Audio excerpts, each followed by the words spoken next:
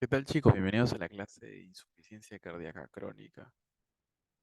Como referencias bibliográficas tenemos dos artículos, o mejor dicho, dos guías importantes en esos últimos 3 años.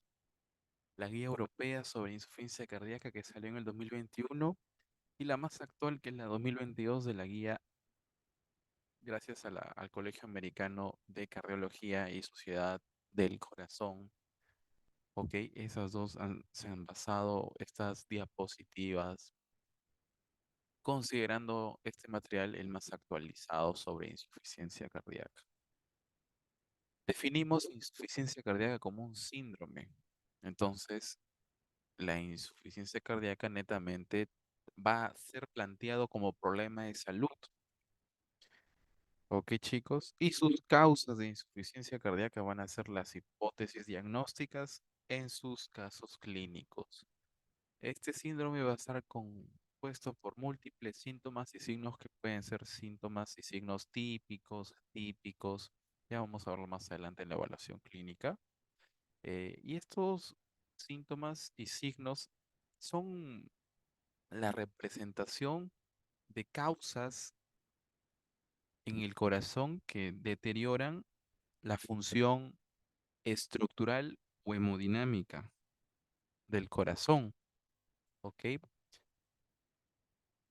Y con eso, comúnmente, el llenado ventricular se acumula y no puede salir del corazón. Hay una deficiencia en el bombeo, en la eyección de sangre. ¿Ok? Entre las causas, las tres más comunes son cardiopatía isquémica, dentro de ellas la más común, infarto de miocardio. También tenemos la hipertensión arterial crónica y las valvulopatías. Y dentro de esas valvulopatías, está la estenosis aórtica como la más frecuente. Ok, chicos, entonces la causa principal va a ser el infarto agudo de miocardio y las otras cardiopatías isquémicas que hemos visto en el tema pasado. Ok, en valvulopatía, la estenosis aórtica, también tenemos la insuficiencia mitral, la insuficiencia aórtica, más que todo valvulopatía del corazón izquierdo. La hipertensión arterial se encuentra también ahí. Ok. Y otras causas que no hay que olvidarse siempre, preguntar en la anamnesis o buscar en examen auxiliares. Un ejemplo son si el paciente consume fármacos citotóxicos para el corazón o cardiotóxicos, que ya vamos a ver cuáles son. ¿Ok? Lo otro, si es que tiene alguna enfermedad autoinmune, alguna enfermedad reumatológica como antecedente o ya diagnosticada.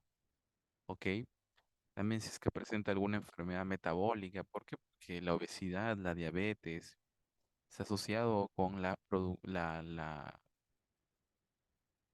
el desarrollo, perdón, de la insuficiencia cardíaca sin este presente la hipertensión o el infarto.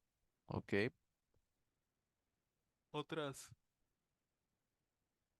causas de insuficiencia cardíaca tenemos el hipertiroidismo y la acromegalia con el feocromocitoma. ¿Ok? Otras causas endocrinas. ¿Ya? También existen algunas miocardiopatías genéticas. Y esto vamos aquí, esto es mucho más explicado. ¿Ya? En las miocardiopatías tenemos la dilatada, la hipertrófica, la restrictiva, eso lo van a ver en la segunda unidad, ¿ok? Pero también me da una insuficiencia cardíaca, ¿ya? La presencia de arritmias también, ¿ya, chicos? Las cardiopatías congénitas en el adulto o hasta a nivel pediátrico conllevan a la insuficiencia cardíaca, ¿ya, chicos? Un ejemplo, la insuficiencia cardíaca en pediatría, la causa más común es cardiopatías congénitas. En el adulto es las tres que hemos visto. Ok, también las miocarditis pueden causarme insuficiencia cardíaca. El tema de miocarditis también lo van a ver en la segunda unidad. Y los fármacos citotóxicos están aquí. Ok, principalmente el fármaco más citotóxico son las antraciclinas. Ok, la Ahí existen otras enfermedades muy raras de chicos. A nivel clínico, tenemos una clasificación fisiológica o fisiopatológica clásica en dividirlo en que el corazón, como no bombea bien, no eyecta la suficiente sangre y me va a dar síntomas anterógrados de eyección. Y el volumen que se queda y se estanca y se congestiona me da síntomas retrógrados o congestivos. Los síntomas anterógrados principalmente es porque el volumen de sangre no llega a todo órgano distal. Entonces el paciente, si es que no le llega mucha sangre al cerebro, el paciente empieza a tener mareos, puede desmayar, síncope, puede tener alteración del estado de conciencia, confusión. Y a nivel de extremidades empieza a tener debilidad, fatiga, palidez, frialdad, ¿ok? Y en el riñón, si es que no le llega sangre, recuerden que poca sangre el riñón me empieza a hacer una oliguria o se está haciendo una falla renal aguda, producto de la insuficiencia cardíaca. Ya, con respecto a los síntomas y signos retrógrados o congestivos, tenemos lo del lado izquierdo y el lado derecho.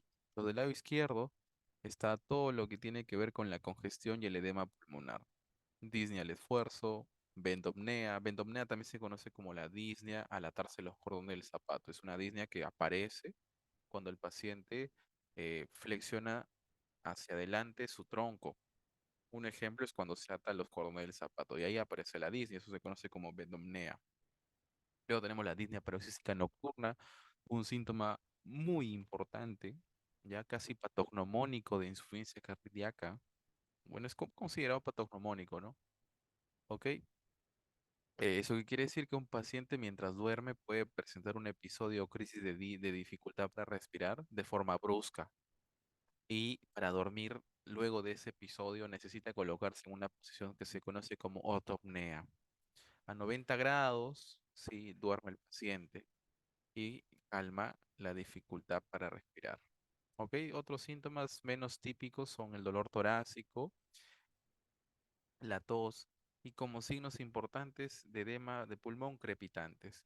¿Ok? Y a veces se puede utilizar las sibilancias como una famosa y clásicamente llamada crisis asmática cardíaca. ¿Ok?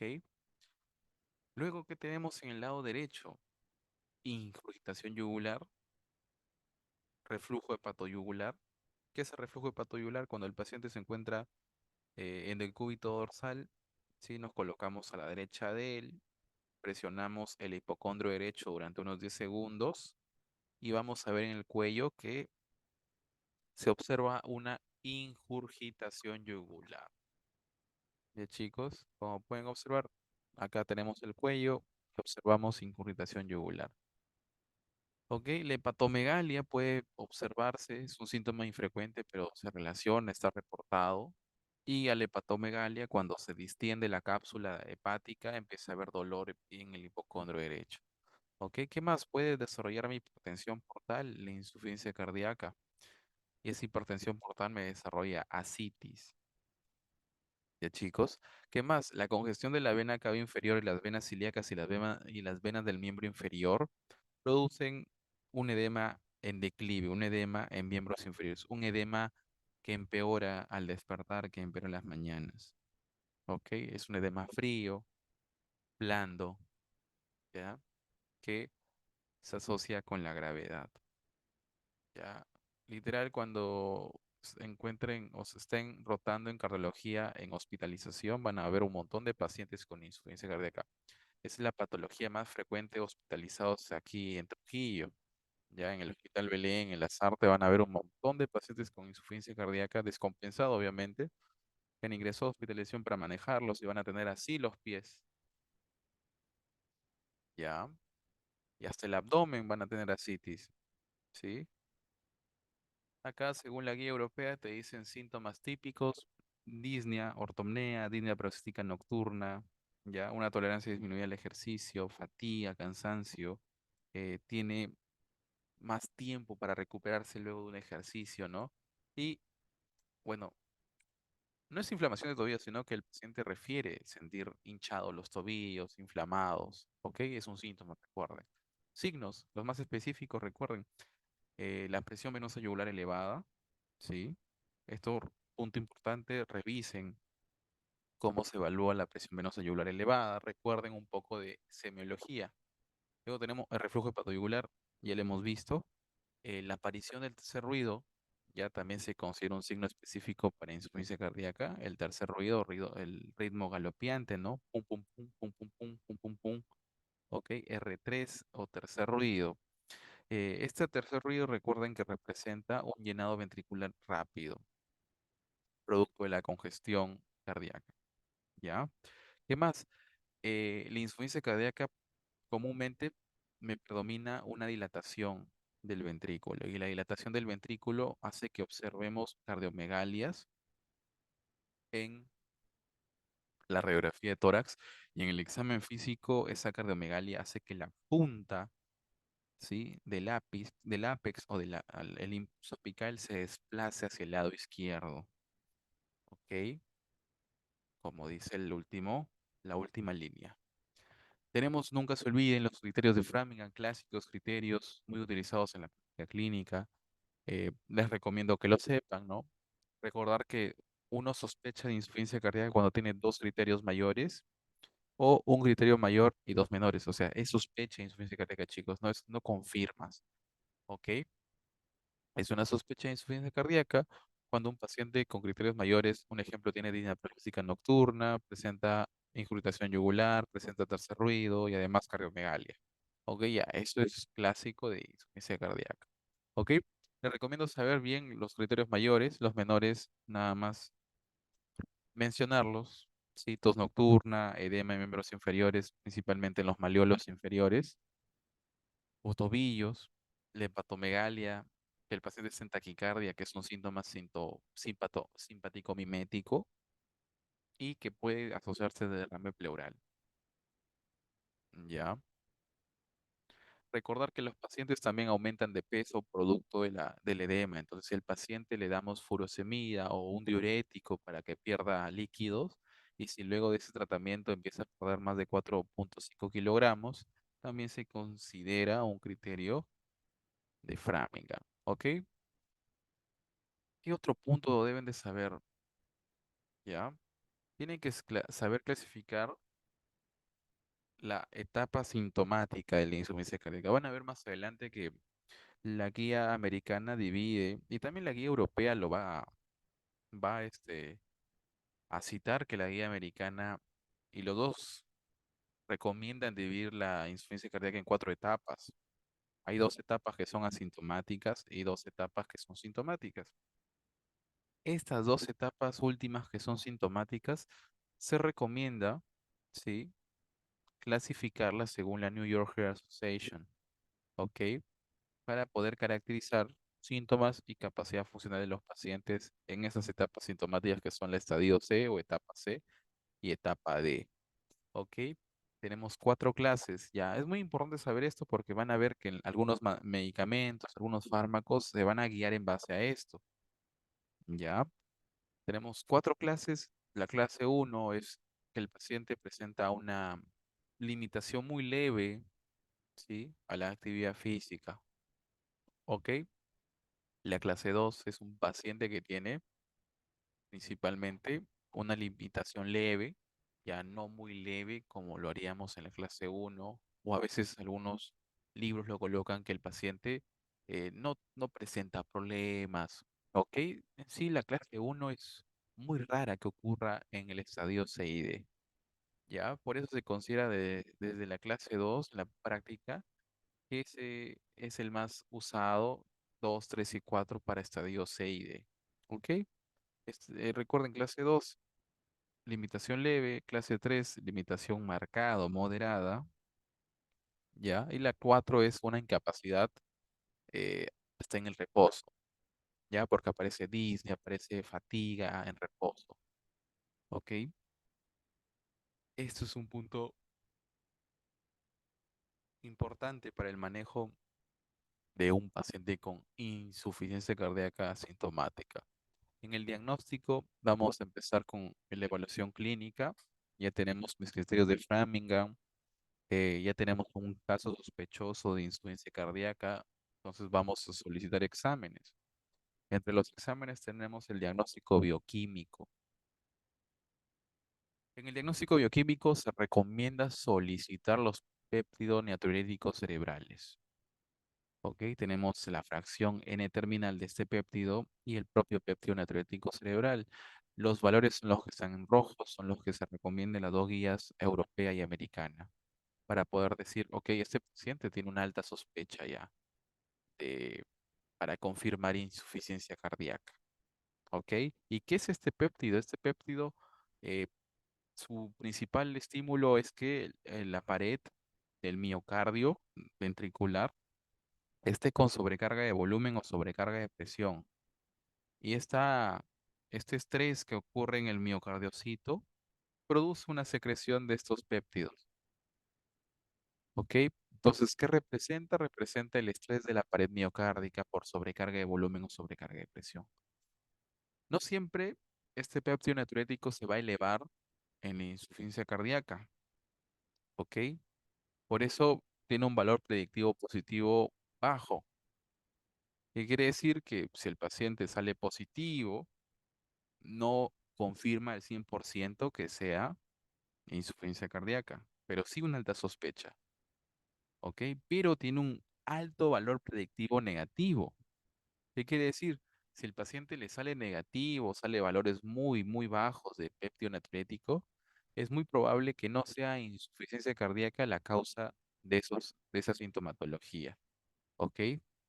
Entonces me ayuda muy bien a determinar si tiene o no sospechas de insuficiencia cardíaca.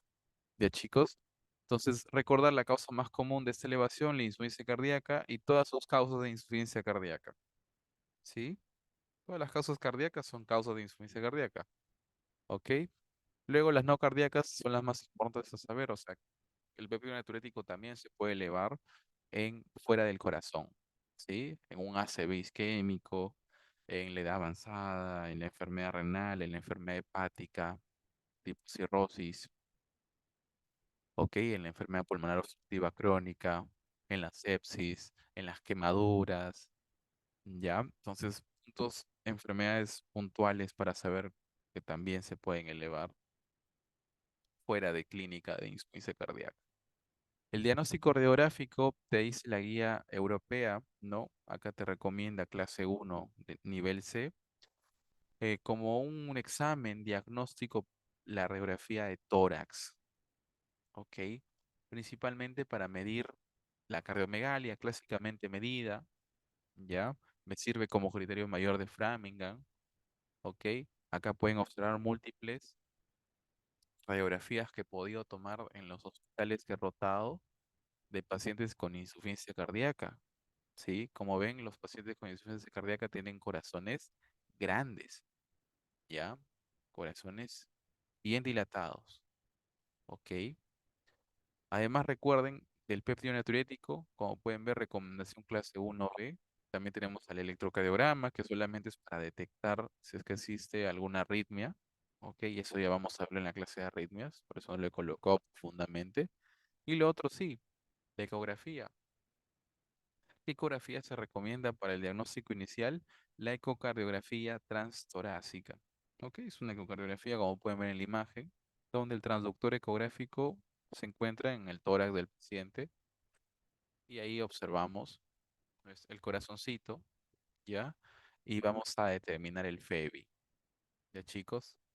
¿Qué es el FEBI? Es la fracción de eyección del ventrículo izquierdo. Es en sí es un cálculo, tiene, perdón, el total de una división con la multiplicación nos va a dar el FEBI. El FEBI es igual al volumen telediastólico menos el volumen telesistólico sobre el telediastólico por 100. ¿Ok?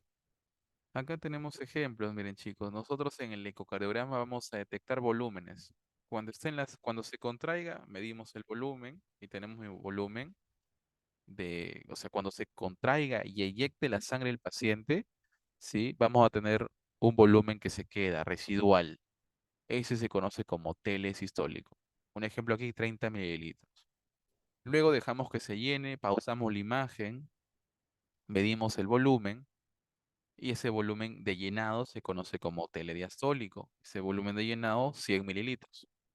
Y luego también cuando hizo eyección, vamos a medir aproximadamente el volumen de eyección, que es el volumen sistólico.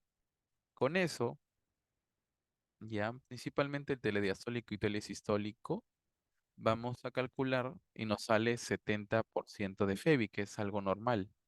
¿Sí? Esto es lo normal. Llenado y volumen residual luego de una contracción.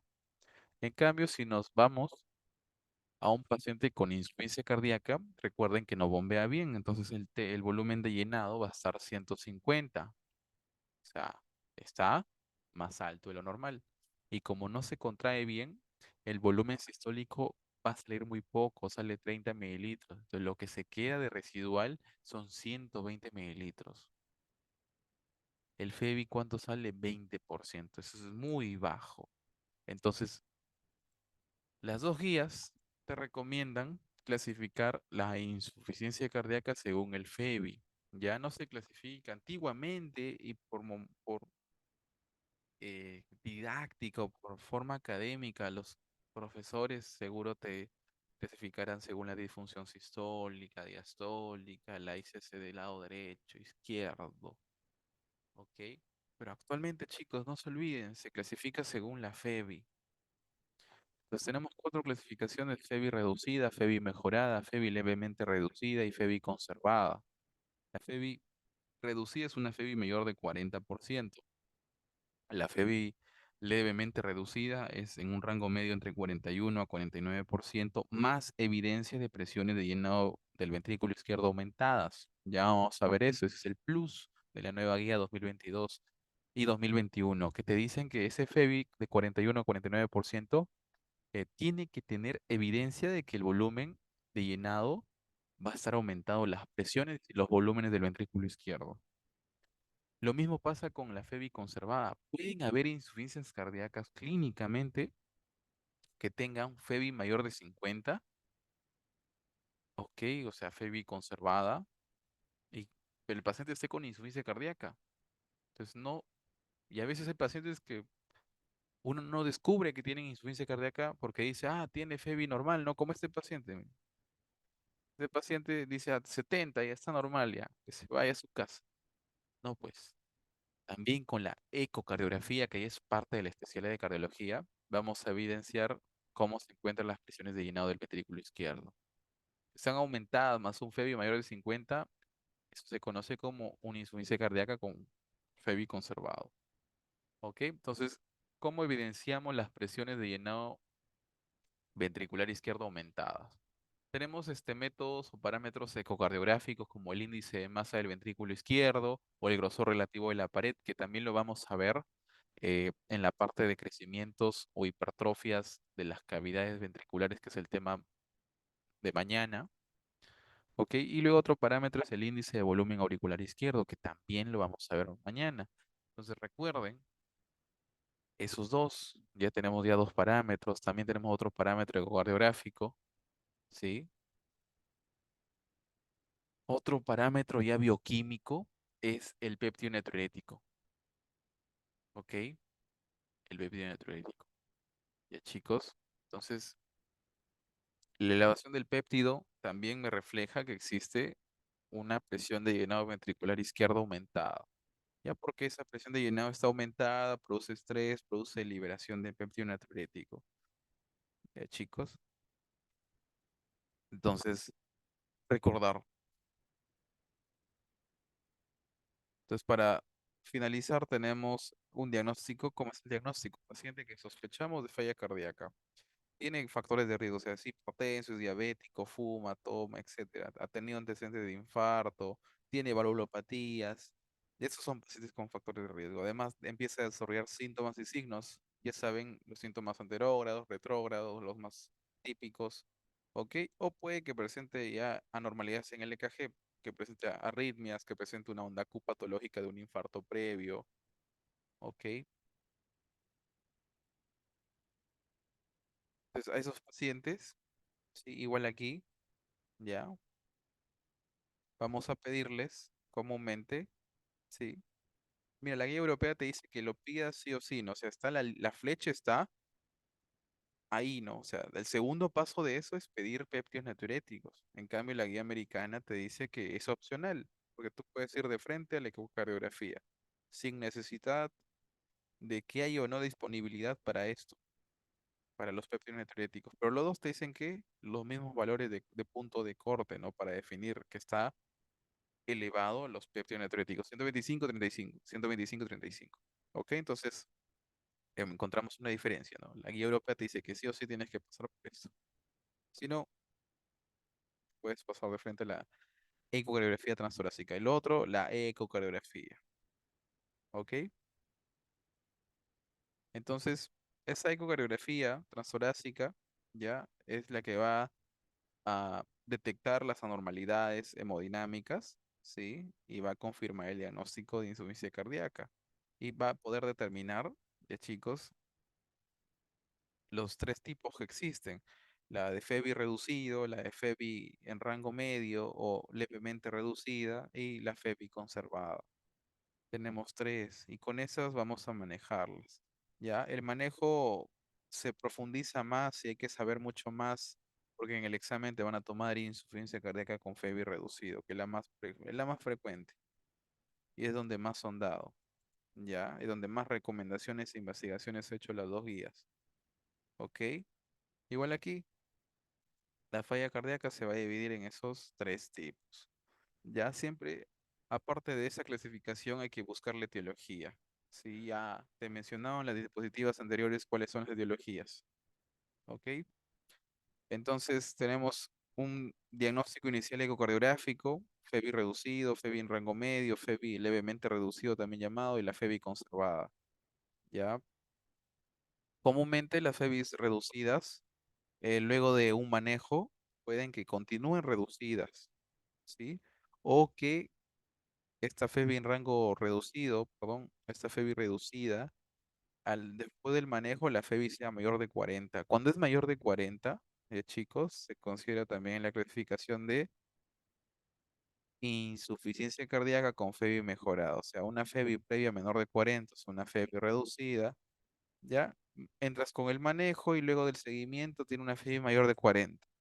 ¿Ok? Solamente ingresa ese grupo aquí, post tratamiento de una FEBI reducida.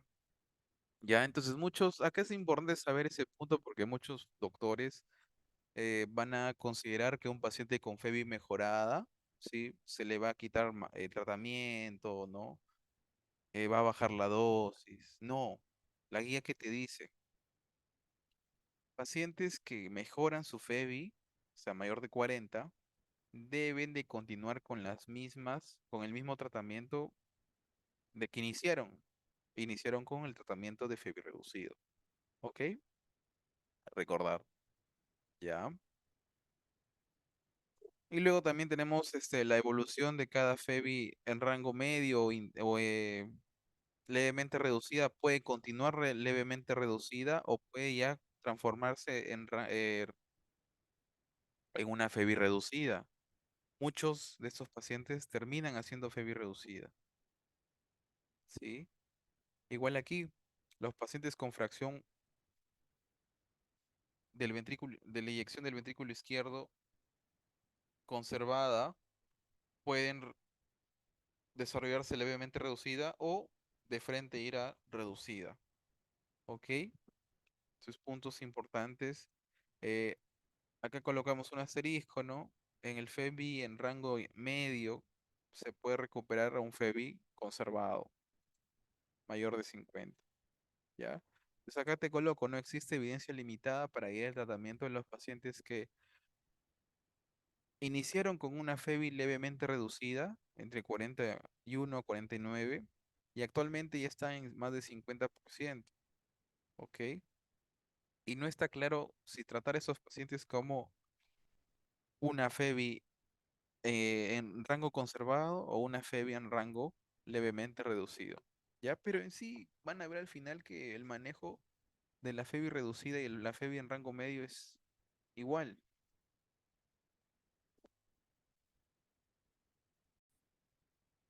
Acá te doy un plus, ¿ok? ¿Por qué? Porque la fe bien conservada, o sea, mayor del 50%, a veces es muy difícil diagnosticarla. Es muy difícil decir, ok, este paciente con FEBI normal, aparentemente, puede que tenga o no insuficiencia cardíaca. Entonces, la guía americana ha creado un score, ahí te dejo el link, ok, abajito.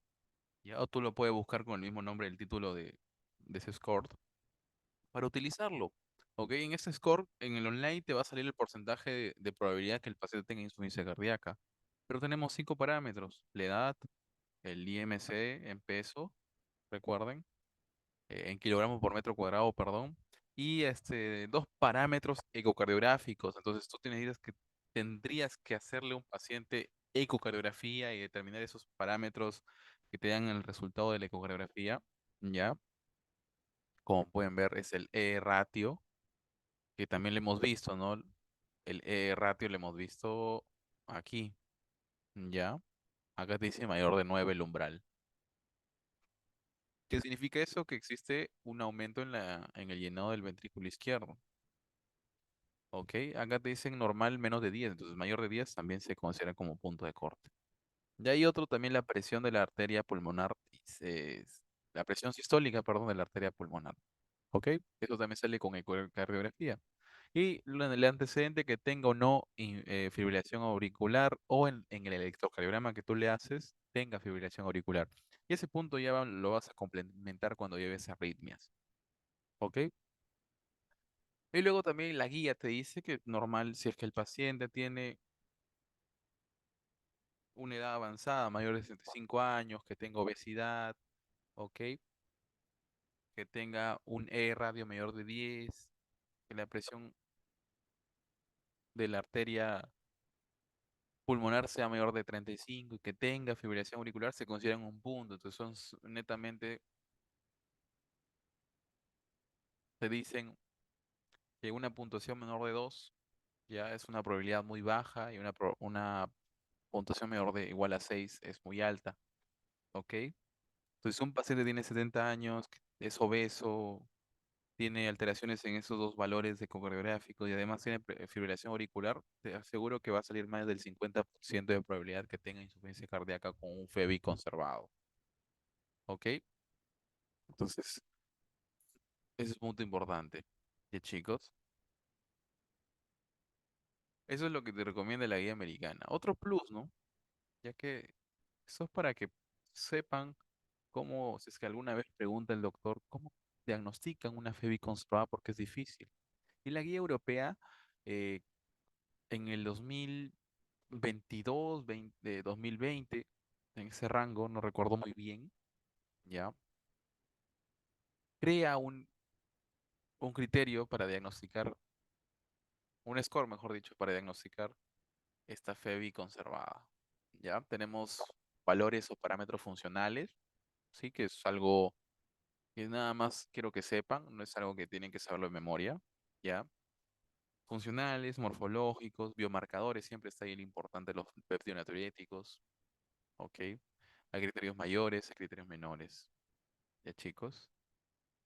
¿Ya? Entonces cada criterio, puntaje, ¿sí? Eh, criterios mayores, si es que salen positivos, son 2 puntos, criterios menores, 1 punto. Ya recuerden que más de 5 puntos es un alta probabilidad de una insuficiencia cardíaca con FEBI conservado. ¿Ya? Entonces, si el paciente, ¿sí? Tenemos sospecha de insuficiencia cardíaca, se le hace todos los exámenes, ¿ya? Se le hace este SCORT de HFA-PEF, SCORT, y me sale ya 2 criterios, no, perdón, más de 5 puntos, ¿sí? Entonces tiene alta probabilidad. De frente confirmo, miren, alta probabilidad de frente confirmo una insuficiencia cardíaca con FEBI conservado, ¿ok? En cambio, si me sale en puntaje 2 a 4, ¿no? Que es intermedio, te recomiendan hacerle una prueba de estrés diastólica, ¿sí? Una prueba de estrés diastólica que es un método no invasivo, ¿ok? Y si es que concluyes que está normal, confirmas también una ICC en rango medio, perdón, en rango conservado. ¿ya? Si sale bajo, menos de 2 puntos, descartas que sea eso y buscas otras causas. Y así es la importancia, ¿no? De cómo diagnosticar. Acá tenemos un score, ¿no? Si es que a alguno le gusta la cardiología, recuerden este score, ¿ya? O menciónenles a sus doctores este score para que sepan que ustedes están actualizados. Luego, tenemos las etapas, ¿sí? Según la guía americana. Y estas etapas son las que también recomienda la guía europea, ¿ok? En estas etapas tenemos 4 estadios. El estadio de tipo A o etapa A, que es todo paciente con factores de riesgo, que son asintomáticos y que no, aún no tienen alteraciones ecocardiográficas, o sea, alteraciones estructurales. Pues, pacientes con hipertensión, con diabetes, síndrome metabólico, obesidad, ¿ok? Antecedentes familiares de miocardiopatías genéticas. Eso de ahí es pacientes con factores de riesgo para desarrollar insuficiencia cardíaca. Entonces, a esos pacientes hay que prevenir que tengan insuficiencia cardíaca y manejar sus comorbilidades o factores de riesgo. ¿Ok? Es el punto importante de la etapa A. La etapa B y es un paciente que tiene factores de riesgo y empieza a tener uno de estos 3 criterios. Ya se empieza a evidenciar cardiopatías estructurales. Un ejemplo, que la FEBI se empiece a reducir, ¿ok? Que se observe alguna cardiopatía valvular, que ya el paciente presente criterios de hipertrofia ventricular, que el paciente ya tenga criterios de agrandamiento de la cámara ventricular. Esos son evidencias de cardiopatía estructural. ¿Ok? Es un paciente con preinsuficiencia cardíaca. Aún no hace síntomas, aún no hace clínica, pero ya está haciendo alteraciones morfológicas y hemodinámicas, en lo que va a definir una insuficiencia cardíaca. Recuerden que es un síndrome clínico. Esto aún no es insuficiencia cardíaca, ¿ok? Es una etapa B, ¿ya? O también la evidencia de presiones de llenado aumentadas. Ya hemos visto, ¿no? Eh, y lo otro es pacientes que tienen niveles elevados de péptido natriurético cerebral. O sea, pacientes que tienen factores de riesgo, no tienen clínica de insuficiencia cardíaca, pero está elevándose su péptido natriurético cerebral.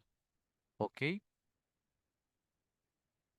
Y hasta a veces se puede relacionar la elevación de troponina persistente. O sea, no es un pico, no es un pico y luego baja, sino se eleva poco y persiste, ¿no? Junto con el péptido natriurético como criterio de preinsuficiencia cardíaca. Luego ya tenemos el estadio C, que es en sí el paciente que ya tiene consolidado una cardiopatía estructural y presenta síntomas y ha tenido factores de riesgo. ¿Ok? Que nos ha manejado y ya llegó a ser insuficiencia cardíaca, no hay vuelta atrás, solo hay que manejar que no empeore. No se puede ya curar eso, insuficiencia cardíaca en el estadio C. Ya solamente dejar que no avance. El estadio D es cuando un paciente, a pesar del manejo, lo incumplido o genéticamente está predispuesto a ser resistente al medicamento, desarrolla ya una insuficiencia cardíaca avanzada, ¿ok? Estadio D, o también llamada refractaria al tratamiento médico. Y esos pacientes necesitan intervenciones farmacológicas exactas, que vamos a ver cuáles son, intervenciones por dispositivos médicos cardiológicos y al final, ok, pacientes ya necesitan trasplante cardíaco, que es su única salida, o cuidados paliativos para sintomáticos hasta esperar que fallezca el paciente. Acá también un plus nada más, ¿sí? El estadio C también lo han clasificado en 4 tipos. Una insuficiencia cardíaca recién diagnosticada clínicamente, ¿sí? Una insuficiencia cardíaca que está en remisión, ¿ya? Es muy difícil que se resuelva completamente las anormalidades cardíacas estructurales y funcionales, ¿ya? Entonces, lo más importante es que un paciente en estadio C, recuerden esto, en un paciente que esté en estadio C, ¿ya? Que inició y se diagnosticó en estadio C, ¿ok? Debe seguir el tratamiento, ¿ya? O sea, a pesar que disminuye los síntomas, no lo debe dejar. Y eso hay que saber que el paciente perdón, el paciente debe saberlo, ustedes tienen que decirlo, ya, porque muchos pacientes se hospitalizan como estadio C, se mejoran, salen, ok, le damos manejo ambulatorio con pastillitas, lo dejan de tomar y vuelven otra vez a hospitalizarse, ya, entonces esa falta de adherencia a la terapia hace que la insuficiencia cardíaca ya persista, recaiga, ok, o empeore.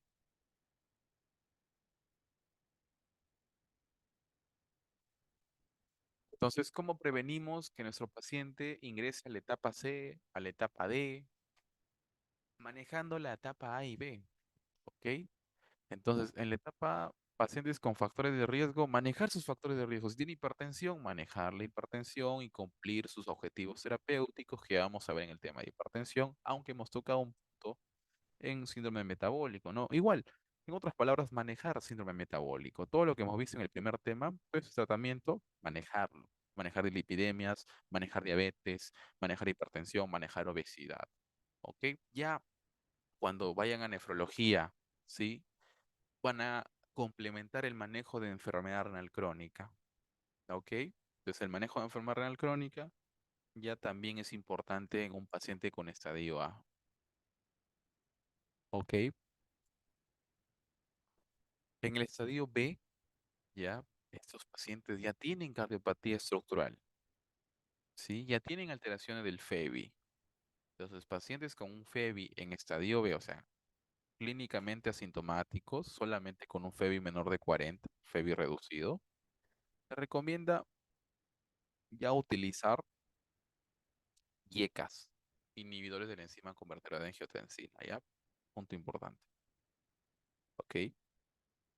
Otros pacientes también con un FEBI menor de 40 y un reciente infarto al miocardio, se recomienda IECAS o ARAS, antagonistas del receptor de angiotensina.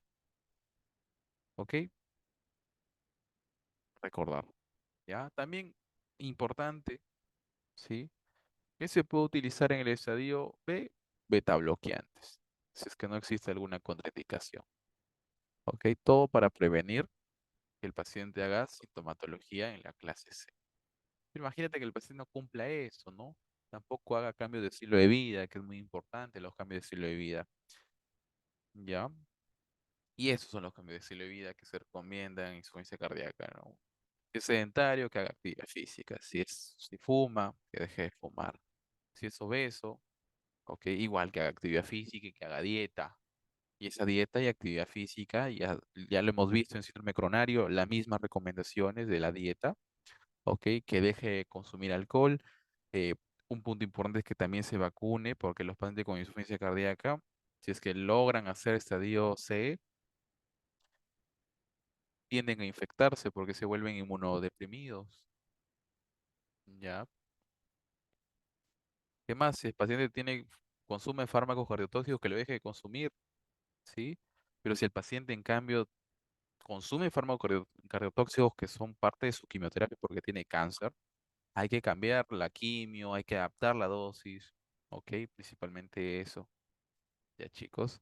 En la hipertensión, manejo de la hipertensión, de las lipidemias, manejo con estatinas de alta intensidad como atroxicina de 40 miligramos, en la diabetes igual, dieta saludable, metformina, más un fármaco importante que ayuda mucho en la insuficiencia cardíaca, que es los inhibidores de SGLT2.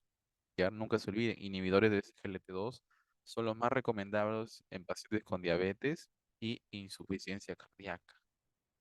Ok. Acá pueden observar diferentes recomendaciones de la guía americana. Cuando hablamos del estadio C, te dicen esto, que el manejo tiene que ser multidisciplinario de la insuficiencia cardíaca.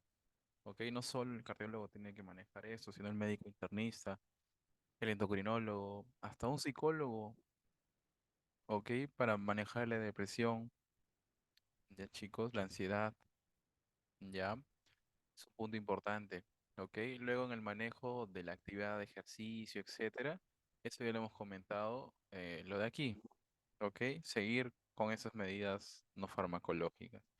Y con respecto al consumo de sodio, más que todo de sodio, en la guía americana 2022 se recomienda que debe de comer 2300 miligramos al día, ¿ok?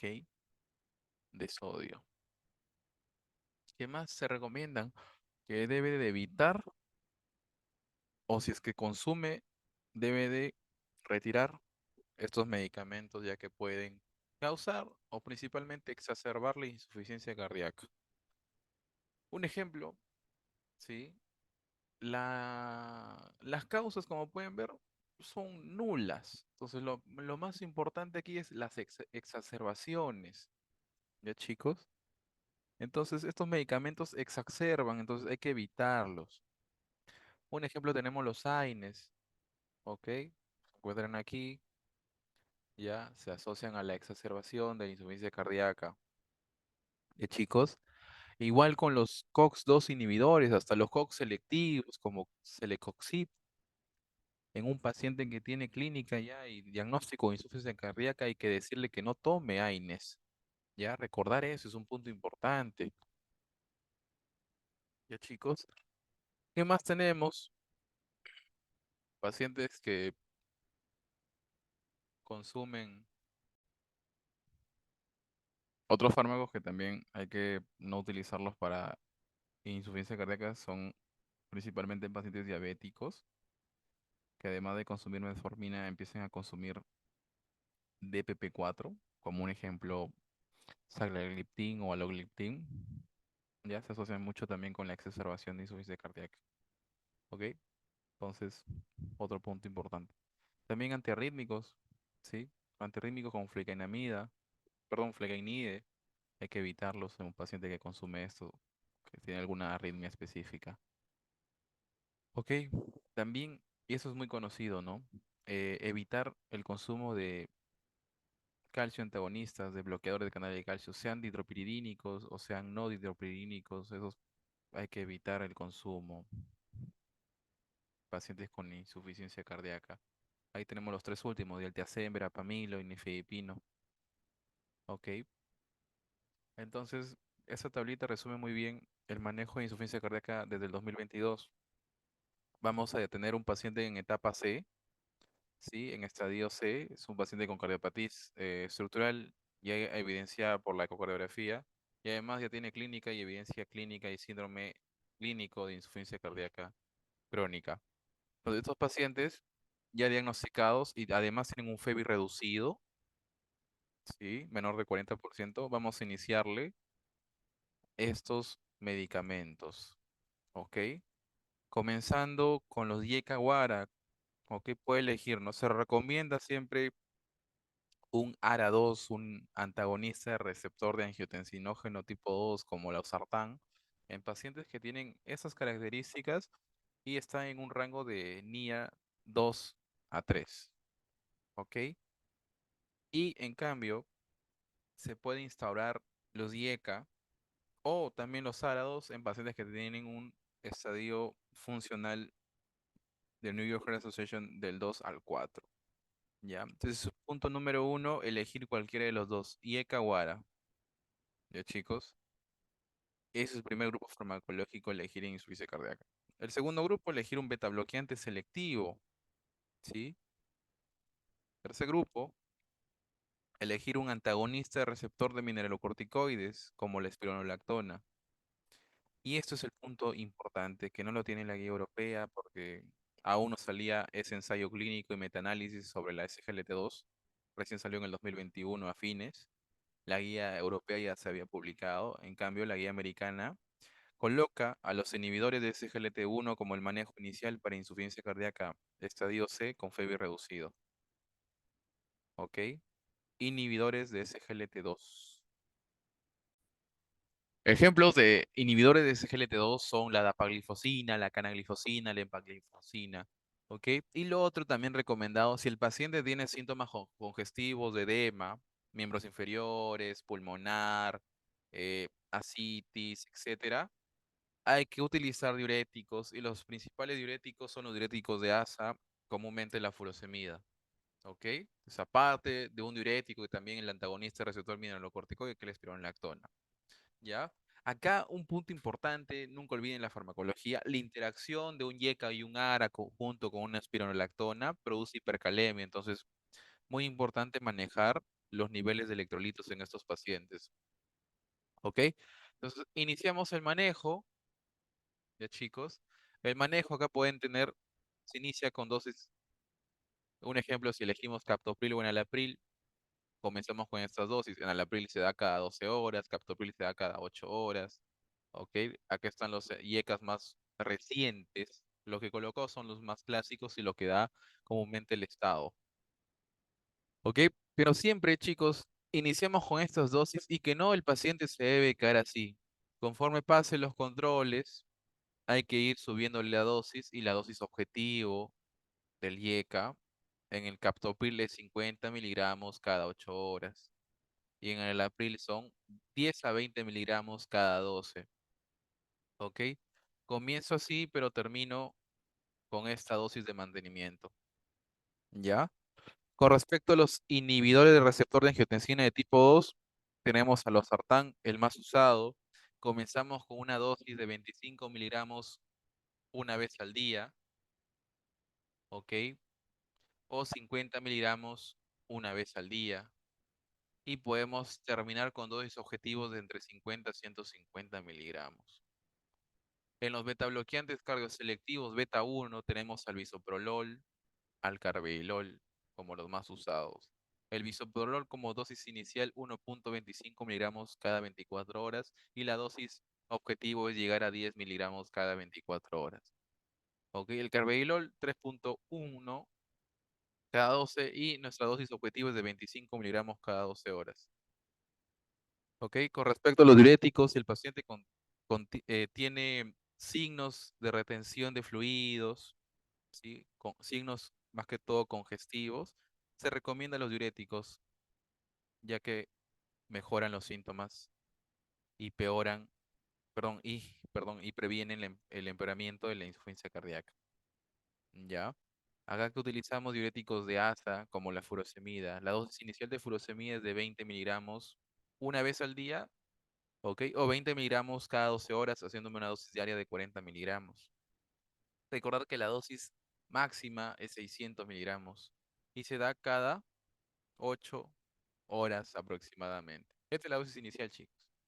¿Ok? Empezamos con 20 miligramos una vez al día o dos veces al día y luego ya terminamos con la tableta de 40 miligramos cada 8 horas. Que es la dosis objetivo, 40 miligramos cada 8 horas. ¿Ok? Y con respecto al antagonista de receptor mineralocorticoide, sí, tenemos a la espironolactona como el ejemplo más común y el más vendido, que se da en una dosis inicial de 25 miligramos cada 24 horas y tu dosis objetivo es 50 miligramos cada 24 horas. Entonces, si tú en tu caso clínico diagnosticas a un paciente, tienes que colocar las dosis iniciales de los 4 o 5 fármacos, dependiendo si es que tiene congestión, a iniciar. ¿Ok? Y el otro fármaco nuevo, el recomendado actualmente, es el inhibidor del contrasportador sodio glucosa de tipo 2, o sea, el inhibidor de SGLT2. ¿Ok? Tenemos la dapagliflozin y la empaglifosina. Dosis iniciales, dosis de objetivo son las mismas, 10 miligramos una vez al día. ¿Ok? Entonces, luego de haber visto esto, ¿sí? Vamos a ver. Si ese estadio C con una FEBI reducida, el paciente evoluciona bien y tiene una FEBI ya mayor de 40 y se vuelve un paciente con una FEBI mejorada, ya hay que continuar, si continuamos con el mismo manejo, obviamente reajustando dosis y que el paciente se adhiera al tratamiento. Ya porque muchos dicen, ok, ya se mejoró, hizo resolución o remisión de síntomas, el paciente no se adhiere y deja el medicamento y otra vez vuelve la insuficiencia cardíaca. Hay que hacerle recordar que la insuficiencia cardíaca no se cura, ok, solamente evitamos que avance más. Lo otro, si el paciente, a pesar de ese manejo, ¿sí? inicial de primera línea, ya, este manejo farmacológico de primera línea, sigue persistiendo con una FEBI reducida, ¿ok? Vamos a iniciar nuevos métodos de segunda línea, ¿ok? Tenemos métodos farmacológicos y no farmacológicos de segunda línea. En los farmacológicos depende, ¿no? Si este paciente con FEBI aún persistente, reducido menor de 40, ya se encuentra en un estadio de NIA entre 3 y 4, se le puede iniciar un manejo, ¿ok? Con dinitrato de isosorbide e hidralazina.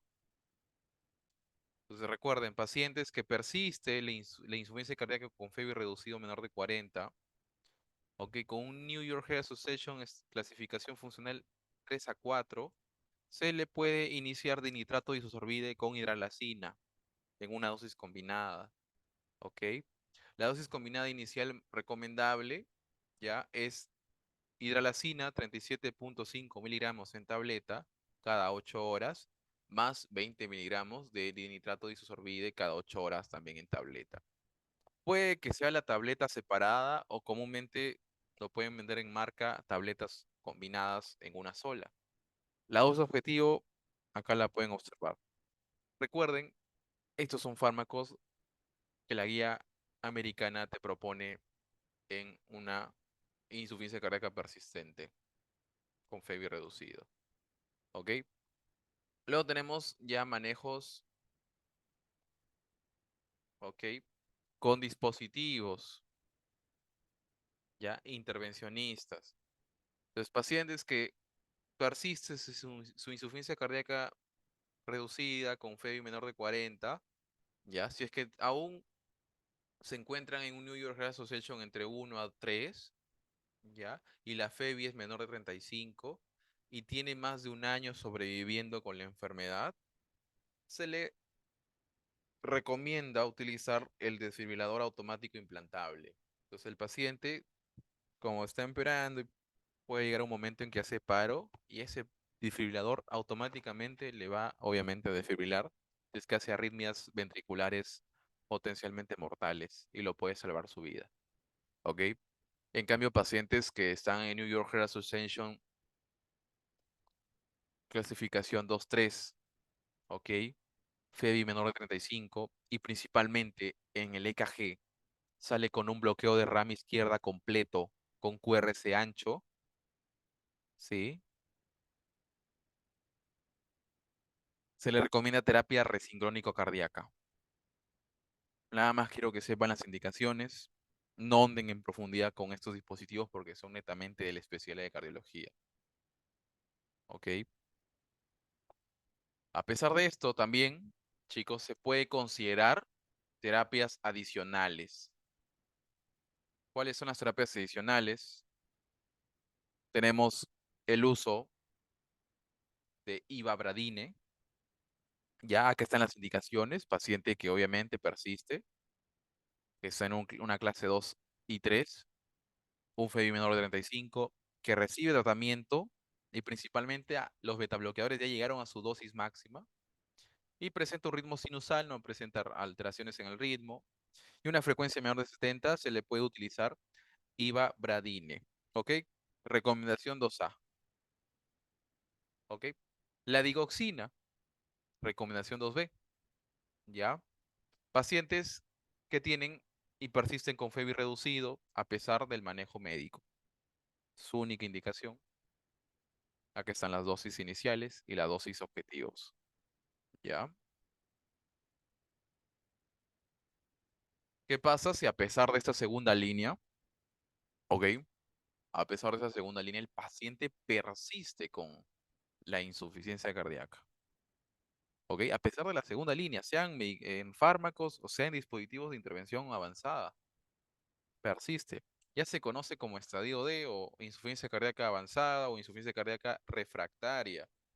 Entonces, la definición que te dice la guía europea para insuficiencia cardíaca avanzada es que debe tener todos los criterios de esta tabla.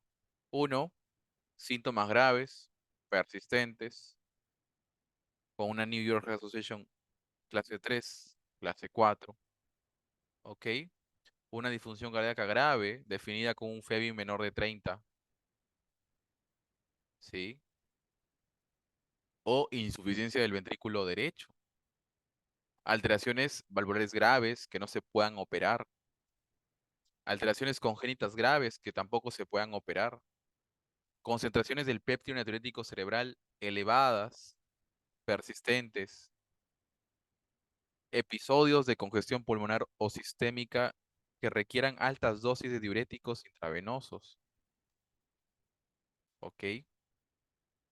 O episodios de bajo gasto cardíaco que requieran ionotrópicos o vasopresores, o arritmias malignas que requieran más de una consulta no planificada, ¿sí?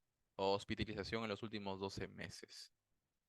Los pacientes que han tenido rehospitalizaciones, ingresos porque presentan edema agudo de pulmón, presentan ascitis, ¿ok? Presentan anasarca y necesitan una gran dosis de diuréticos como furosemida en combinación con hidroclorotiazida para manejar ese, esa congestión, o pacientes que presentan palidez, estado de conciencia alterado, síncopes, producto de ese bajo gasto cardíaco, hasta oliguria con una falla renal, producto de la insuficiencia cardíaca, y que requiere el manejo de vasopresores como norepinefrina o hasta dopamina, perdón, dobutamina como ionotrópico, también se consideran insuficiencia cardíaca avanzada.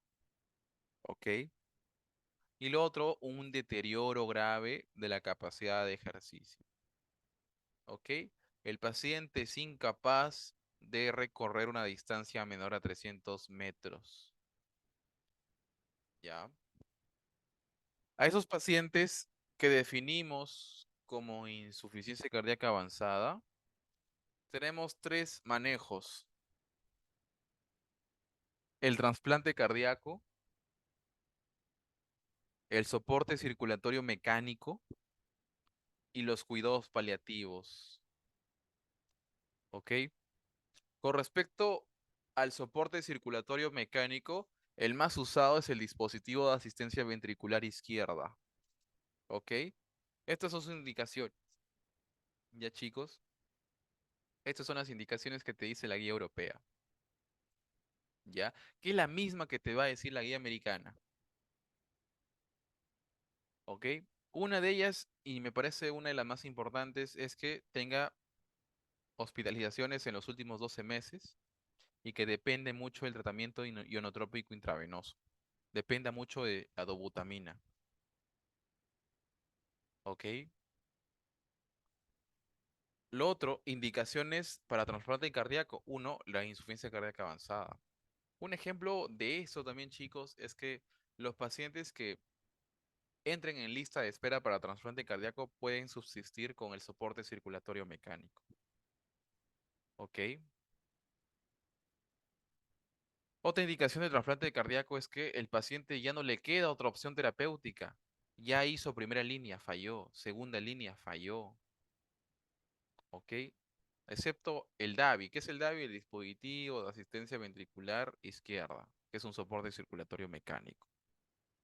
¿Ok? Estas son las contraindicaciones de un trasplante. ¿Ya?